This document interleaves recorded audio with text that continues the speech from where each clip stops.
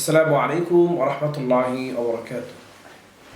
প্রিয় দর্শক শ্রোতাগণ, আপনাদের যেখান থেকে আমাদের ইসলামিক অনুষ্ঠানের পাশে রয়েছেন সবাইকে এফকিউ চ্যানেল ও মার্কাজুল উলুম ফাতায়া সেন্টার জয়নাবের হেমায়তপুর সাবা ঢাকার পক্ষ থেকে জানাচ্ছি অসংখ্য শুকরিয়া।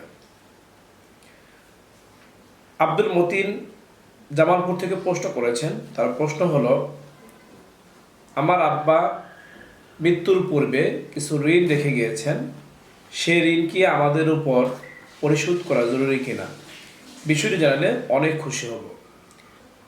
আব্দুল মতিনকে এই প্রশ্নটি করার জন্য অসংখ্য শুকরিয়া। তার প্রশ্ন উত্তর হলো, যদি কোনো ব্যক্তি মৃত্যুর পূর্বে ঋণ পরিশোধ না করে যান, এমত অবস্থায় তার দুটি দিক রয়েছে। একটি হলো ঋণ পরিশোধের চেয়েও অথবা ঋণ পরিশোধ পরিমাণ সম্পদ রেখে গিয়েছেন, এমত অবস্থায় তার ছেলে সন্তান এবং পরিবার পরিজনের পক্ষ থেকে সেই ঋণ পরিশোধ করা জরুরি।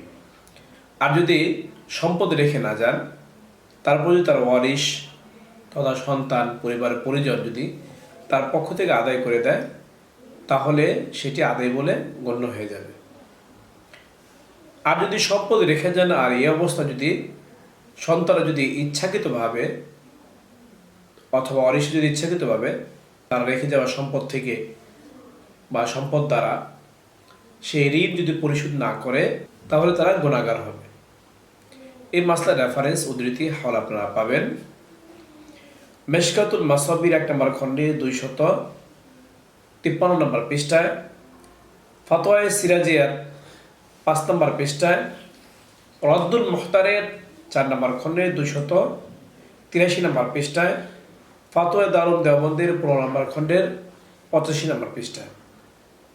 যে মাসলার বর্ণনা হলো, রব্বে করিম আমাদের সবাইকে এই মাসলার আমল করার তৌফিক দান করুক। এরকম গুরুত্বপূর্ণ ইসলামিক প্রশ্ন উত্তর জানতে চাইলে অবশ্যই আমাদের ইউটিউব চ্যানেলটি এখনও যারা সাবস্ক্রাইব করেননি সাবস্ক্রাইব করে দেবেন। ভিডিওটি ভালো লাগলে লাইক ও শেয়ার করবেন। তাছাড়া আপনাদের কোনো প্রশ্ন থাকলে ইউটিউব কমেন্ট বক্সে আপনারা প্রশ্ন করবেন। এর পাশাপাশি আমাদের একটি এফকিউ নামে ফেসবুক পেজও রয়েছে, সেখানে গিয়ে ফলো লাইক দিয়ে আমাদের পাশেই থাকবেন। চাইলে সেখানে কমেন্টে আপনারা প্রশ্ন করতে পারেন। আপনাদের প্রশ্ন উত্তর যথাসময়ে দেওয়ার চেষ্টা করবো। ওমা তাওফীকি ইল্লা বিল্লাহ।